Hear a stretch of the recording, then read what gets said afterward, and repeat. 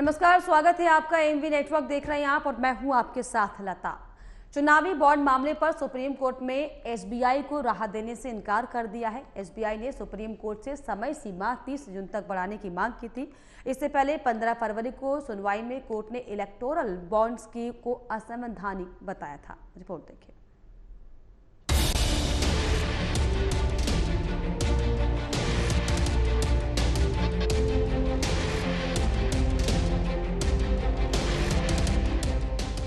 Supreme court से state bank of India को झटका लगा है। इलेक्टोरल बॉन्ड से जुड़ी जानकारी साझा करने की समय सीमा 30 जून तक बढ़ाने की एसबीआई की मांग को खारिज कर दिया गया है। सुप्रीम कोर्ट ने एसबीआई से 12 मार्च तक सारी डिटेल साझा करने को कहा है। सुप्रीम कोर्ट ने 15 फरवरी को फैसला देते हुए इलेक्टोरल बॉन्ड स्कीम को असंवैधानिक करार देते हुए रद्द कर दिया था। साथ ही एसबीआई से 6 मार्च तक सारी डिटेल चुनाव आयोग के पास जमा करने को कहा था। इस पर एसबीआई ने 30 जून तक का समय मांगा था। कोर्ट में एसबीआई के वकील ने दलील दी थी कि सर्वोच्च अदालत के आदेश के बाद एसबीआई ने नए इलेक्टोरल बॉन्ड्स जारी करने पर रोक लगा दी है। लेकिन समस्या ये है कि जो इलेक्टोरल बॉन्ड जारी हुए हैं उस प्रक्रिया को पलटना होगा और इसमें समय लगेगा। हालांकि सुप्रीम कोर्ट ने एसबीआई की दलील मानने से इनकार कर दिया और 12 मार्च तक सारी जानकारी चुनाव आयोग को देने और 15 मार्च तक वेबसाइट पर डालने का आदेश दिया। सुप्रीम कोर्ट ने स्टेट बैंक की उस याचिका को खारिज कर दिया जिसमें स्टेट बैंक ने सुप्रीम कोर्ट के आदेश के अनुसार इलेक्टोरल बॉन्ड्स की जो पूरी जानकारी है वो देने के लिए कहा था। स्टेट बैंक का कहना है कि हम ये जानकारी जुटाने के लिए हमें और समय चाहिए। कारण क्या है कि जो जानकारी है, जो डाटा है, वो अलग अलग ब्रांचेस में था, वो अलग अलग जगह से कंसोलिडेट हुआ, तो उस सारे चीज को इकट्ठा करने के लिए स्टेट बैंक ने समय मांगा, जिसको कि सुप्रीम कोर्ट ने खारिज किया है और कहा है कि आप कल तक इस जानकारी को इलेक्शन कमीशन के सामने पेश करें। अब स्टेट बैंक के सामने इस तरफ कुआं इस तरफ खाई वाली स्थिति है। अगर वो जानकारी दे देती है जो कि वो देने में असमर्थ है कम समय में, और अगर दे भी देती है तो उसके सामने कॉन्ट्रैक्ट ऑफ ब्रीच, जो कि कस्टमर के साथ एक समझौता रहता है कि जिसके नाते उन सभी लोगों ने जो इलेक्टोरल बॉन्ड खरीदे वो इस शर्त पर खरीदे थे कि उसमें एक क्लॉज थी कि उनका जो जानकारी है वो गुप्त रहेगी। अब जब वो स्कीम में वो इस प्रकार की जानकारी गुप्त रखने का क्लॉज था और बैंक जो है अपने किसी भी ग्राहक की जानकारी पब्लिक को देता नहीं, तो इससे में स्टेट बैंक के लिए बहुत मुश्किल समय है। कोर्ट से एसबीआई को मिले झटके की बात राजनीतिक होने की संभावना से इनकार नहीं किया जा सकता, लेकिन सियासी दलों को बयान देते समय ध्यान रखना चाहिए कि ये मामला एसबीआई और सरकार के बीच का है। AMV report.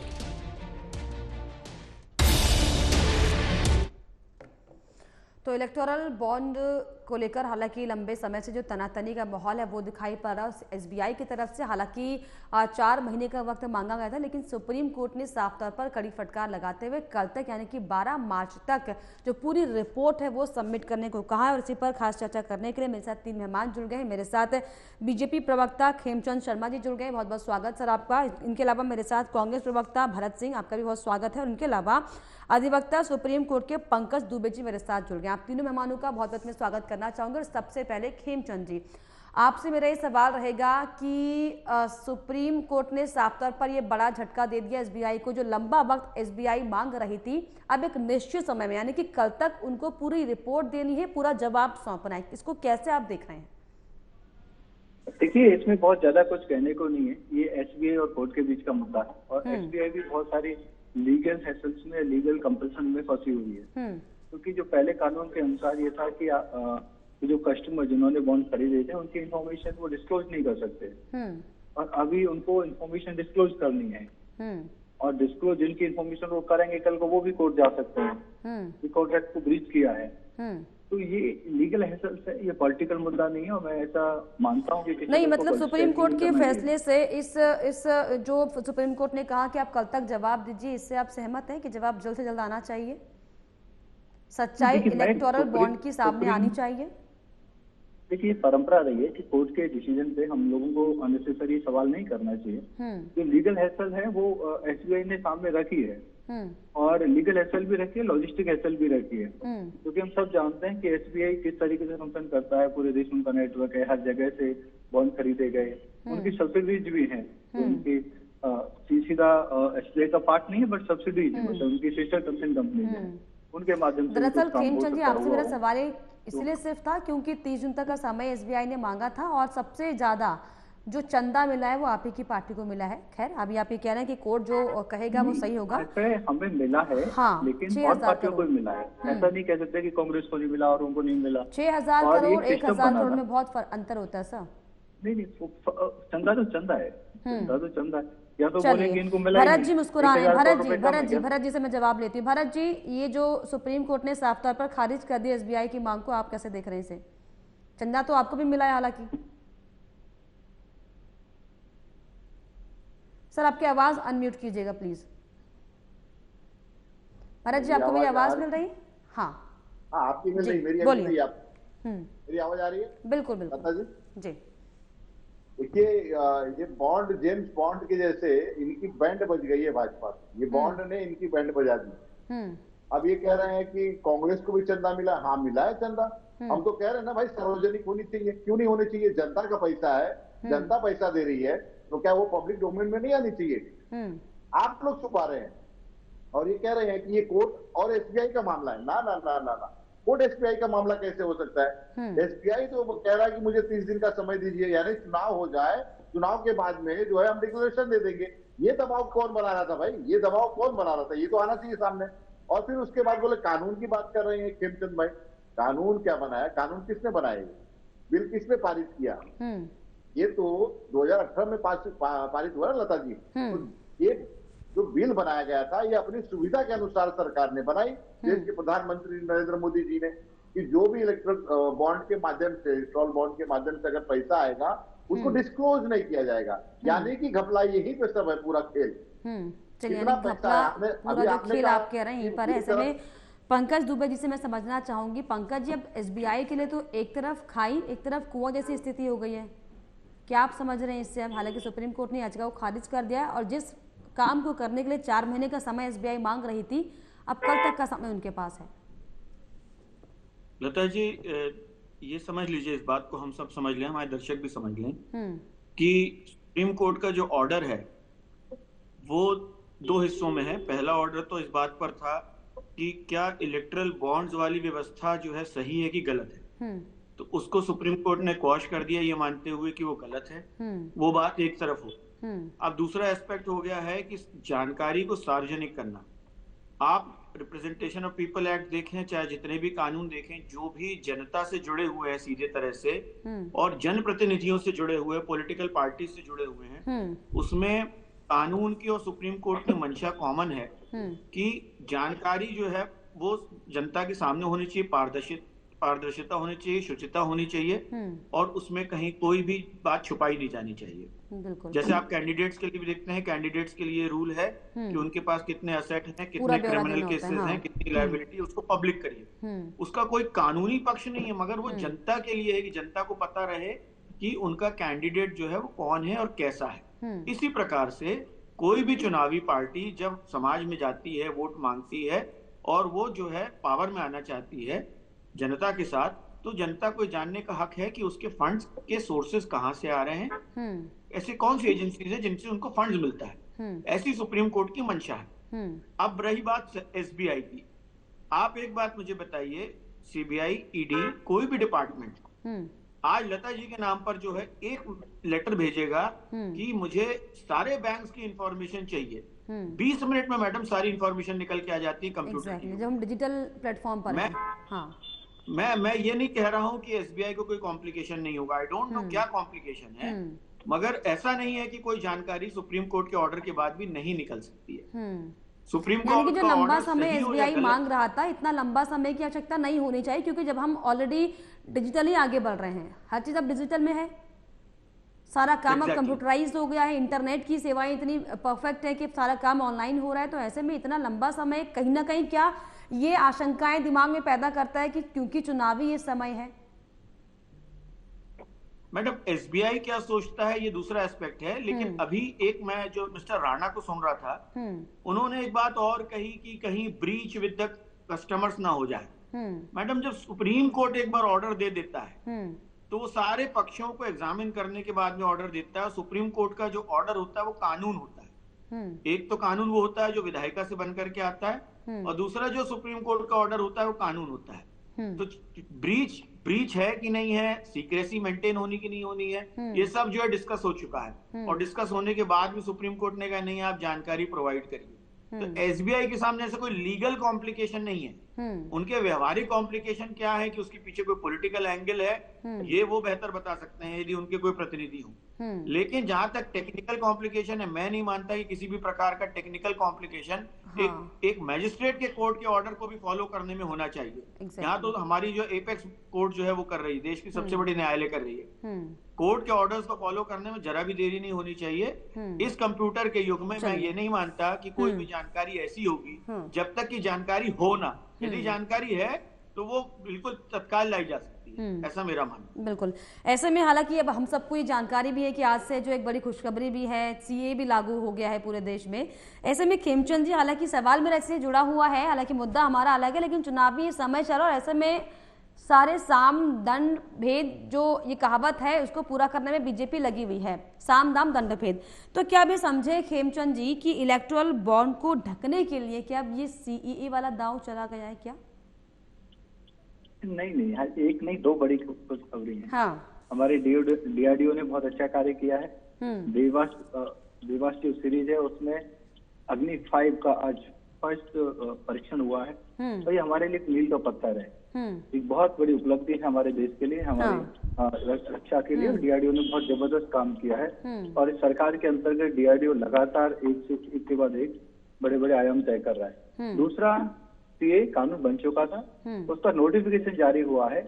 अब जो सीए के अंतर्गत जो हिंदू, बौद्ध, सिख, ईसाई और पारसी जो बांग्लादेश में, पाकिस्तान में, अफगानिस्तानी दुखी थे, पीड़ित थे, उनको डराया गया, धमकाया गया, कुचला गया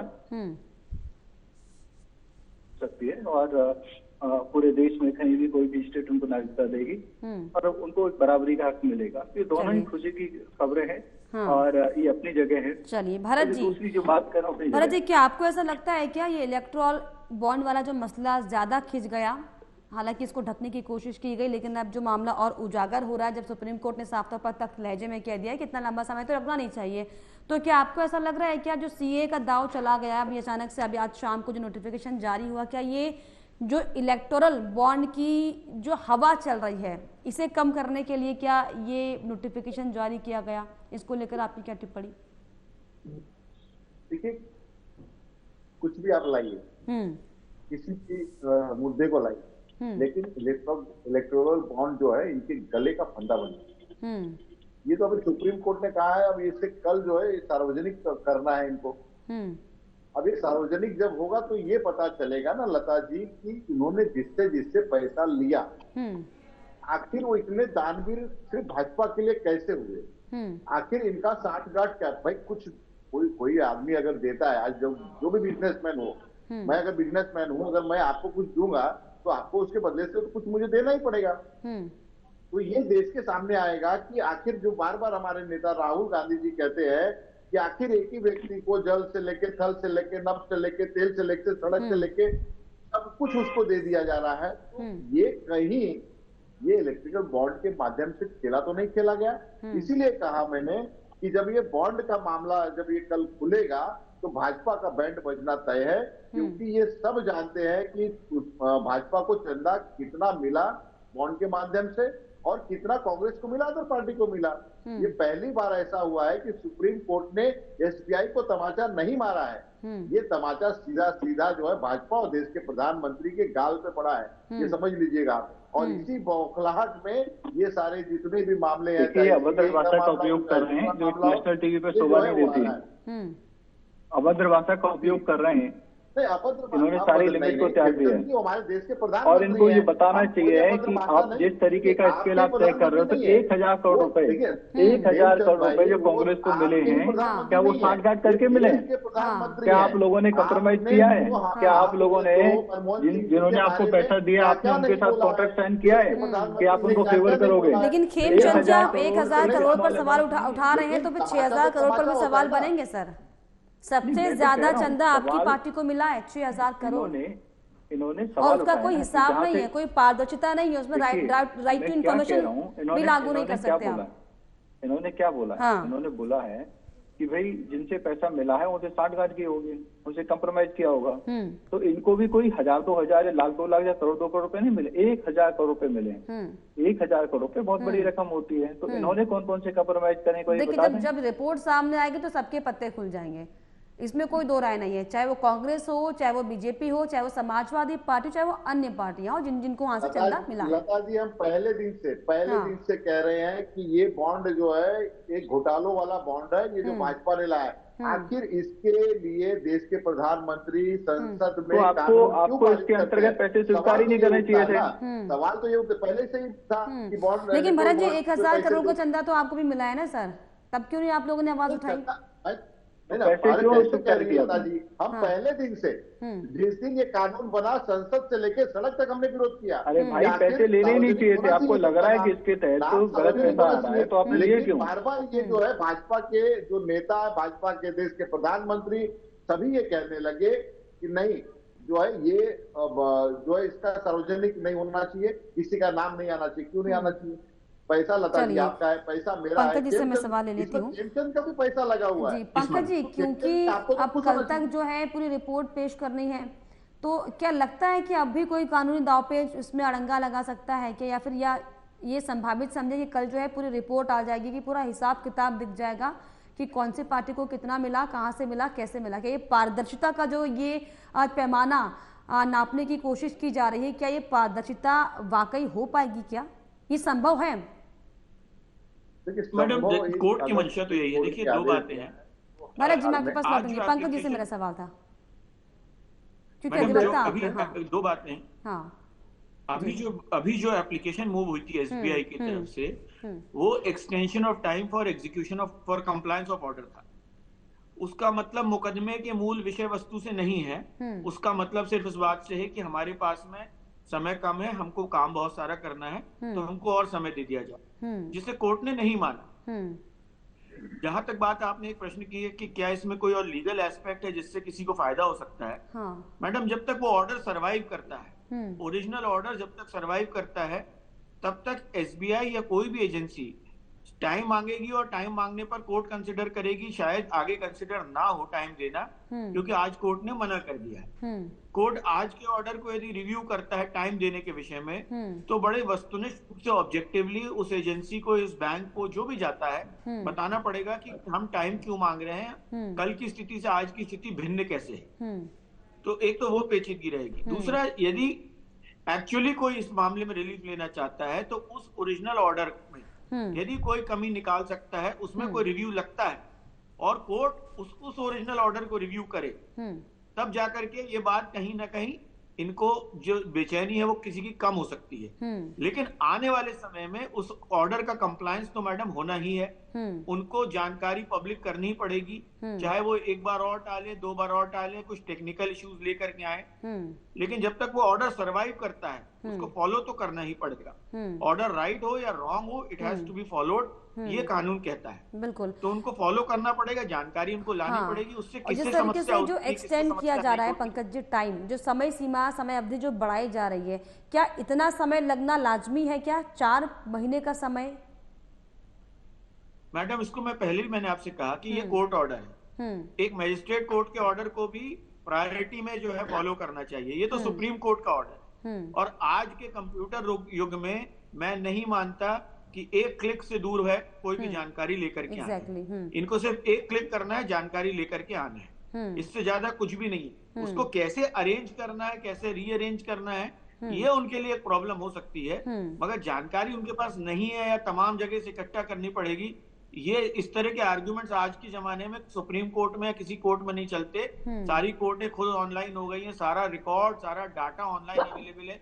एक क्लिक पे हम लोग को सुप्रीम कोर्ट का पूरा ऑर्डर मिल जाता है, पूरा रिकॉर्ड मिल जाता है। कोई हाई कोर्ट आप कहिए पूरे भारत का, उसका पूरा रिकॉर्ड एक क्लिक पे मिल जाता है। बिल्कुल। तो और इसके पीछे जुडिशरी भी एक बहुत बड़ा रिकॉर्ड मेंटेन करती है और जुडिशरी का रिकॉर्ड तुरंत अवेलेबल है। बिल्कुल पंकज जी, इसके पीछे क्या दांवपेच समझे जो 30 जून तक का समय मांगा था, इसके पीछे भी क्या कोई दांवपेच छुपा हुआ है? 30 जून तक का समय जो मांगा था, क्योंकि लोकसभा चुनाव नजदीक है। उन्होंने लता जी जो रीजन डाला वो ये डाला कि हमको जानकारी कलेक्ट करनी। अब इसमें जानकारी कलेक्ट करने में तो उनको कोई समय नहीं लगेगा। इसके पीछे कोई पॉलिटिकल एंगल है कि नहीं है मैडम, ये उनके वो लोग ज्यादा बता पाए। बिल्कुल। चलिए खेमचंद जी, हालांकि आप ये जरूर कह रहे हैं कि कोर्ट का ये फैसला, लेकिन कहीं ना कहीं आरोप लग रहे हैं और ऐसे बू भी आती दिखाई पड़ रही है कि कहीं ना कहीं एसबीआई पर क्या पॉलिटिकल प्रेशर है क्या? पहले लोकसभा चुनाव निपट जाने दीजिए, उसके बाद ये सब जो है इसका ब्यौरा देते रहेंगे, लेते रहेंगे, ऐसी भी सुखबुगाहट है खेमचंद जी? देखिए, इसमें बहुत सारी कॉम्प्लिकेशन हो सकती है। मैं खुद सॉफ्टवेयर आर्किटेक्ट हूँ, अभी आईटी का जमाना बता रहे हैं। आईटी के जमाने में वही काम करेगा जो सॉफ्टवेयर अवेलेबल है, जो रिक्वायरमेंट पहले से दी हुई है, जिसका रिपोर्टिंग सिस्टम बनाया हुआ है। जिसका रिपोर्टिंग सिस्टम नहीं है, राइट, वो टूल आपको बनवाना पड़ेगा, वो रिपोर्ट आपको बनवानी पड़ेगी। तो डेटाबेस भी जो इंफॉर्मेशन स्कैटर्ड पड़ी है तो उसको अरेंज करना पड़ेगा। तो somebody has to do it। फिर ये क्या है, लीगल मैटर है, सेंसिटिव मैटर है, सारी इंफॉर्मेशन पार्सली तो आप दे नहीं सकते, you have to give the complete information. तो इसको किसी ना किसी को उनको आउटसोर्स करना पड़ेगा। मैं एक टेक्निकल पर्सन बता रहा हूँ, जिसके लिए टूल नहीं बना हुआ, रिपोर्टिंग टूल नहीं बना हुआ, you have to outsource to somebody। लेकिन कई अन्य टेक्निकल पर्सन जो रिजर्व बैंक के पूर्व महानिदेशक रह चुके हैं, बड़े बड़े जो पोस्ट में रह चुके हैं, वो यही कहते हैं कि इतना लंबा समय तो नहीं लगना चाहिए। नहीं, मैं आपको एक टेक्निकल पर्सन बता रहा हूँ। अगर आप अपना इसी में देखिए, टीवी पे देखिए, अगर कोई नया टूल आया है, इवन नया टूल आया जिसके थ्रू आप कॉन्फ्रेंसिंग करते हैं, वीडियो कॉन्फ्रेंस, एटलीस्ट बेसिक को आपको लगेगा कि you have to configure yourself, और सब प्रोटोकॉल डालना है, सब कुछ, वो तो टूल बना हुआ है। यहाँ तो क्या है कि रिपोर्टिंग बनी हुई नहीं, आपको नई अरेंज करके देनी है इस तरीके की डेटा की रिपोर्टिंग।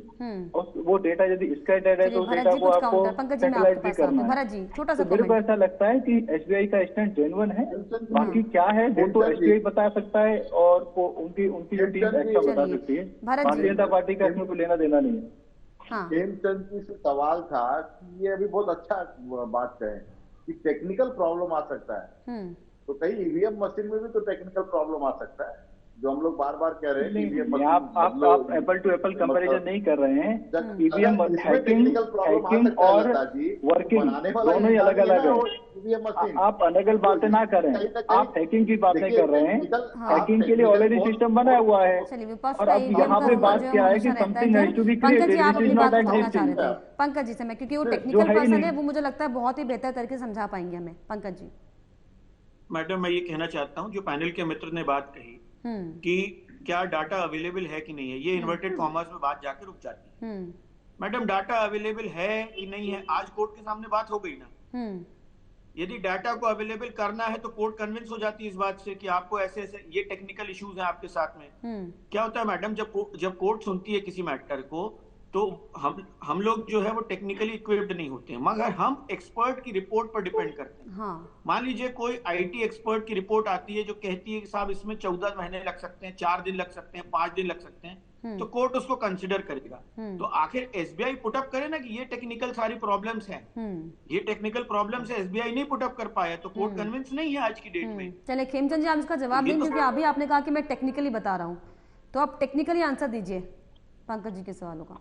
नहीं, अभी ये क्या दो टेक्निकल, एक लीगल टेक्निकल हो गया जो अभी भाई ने बोला है कि कोर्ट ने इस तरीके का बताना, दूसरा मैं आईटी की टेक्निकलिटी बता रहा हूँ। तो वो जो बैंक कह रहा है कि we do not have arranged data, so they need a system where they can arrange the data, they can centralize the data, and then they can process the data and can prepare the reports. So that is important. And what they are saying कि उनका data अलग-अलग branches में, अलग-अलग मे भी उनकी subsidies के पास हो, तो वो डेटा कलेक्ट करना है और सिक्योरली कलेक्ट करना है, तो उनको सिस्टम बनाना है, और maybe they have to outsource it to some IT company, वो इसको काम को करे। क्योंकि आप जानते हैं गवर्नमेंट सिस्टम में ऐसा तो है नहीं कि वहाँ पे जो एग्जिस्टिंग टीम है वो न्यू वर्क को टेकअप कर लेगी, तो उसके लिए they have to create a team and they have to outsource और कुछ ना कुछ प्लान करना है। तो मेरे को फिजिबली ऐसा लगता है कि हाँ, सबकी अपनी टेक्नोलॉजी, सबकी अपनी जो टेक्निक तर्क है। फिलहाल हालांकि देखने वाली बात होगी वाकई कि कल तक का जो समय एसबीआई को दिया गया है, अपनी रिपोर्ट एसबीआई पेश कर पाती है या फिर नहीं। लेकिन आप तीनों मेहमानों ने समय दिया, बहुत शुक्रिया। किमचंद जी बहुत शुक्रिया आपका, भरत जी बहुत शुक्रिया, पंकज दुबे जी बहुत शुक्रिया आपका चर्चा में जुड़ने के लिए। तो हालांकि ये अब कल ये पता चलेगा कि 12 मार्च को जो एसबीआई को जो आदेश दिए गए हैं सुप्रीम कोर्ट की तरफ से कि जो पूरा खाका तैयार करके बताना है कि इलेक्टोरल बॉन्ड में कितना पैसा कहां से आया, किसको गया, उसका पूरा खाका तैयार करना। हालांकि देखने वाली बात होगी कल एसबीआई इसमें अपना जो रिपोर्ट है वो सौंप पाती है या नहीं, या फिर कोई टेक्निकल दांवपेच फिर से आता है, ये आने वाला वक्त बताएगा। लेकिन फिलहाल इस डिबेट में इतना ही। देश और दुनिया की तमाम खबरों के लिए आप देखते रहिए एएमपी नेटवर्क। नमस्कार।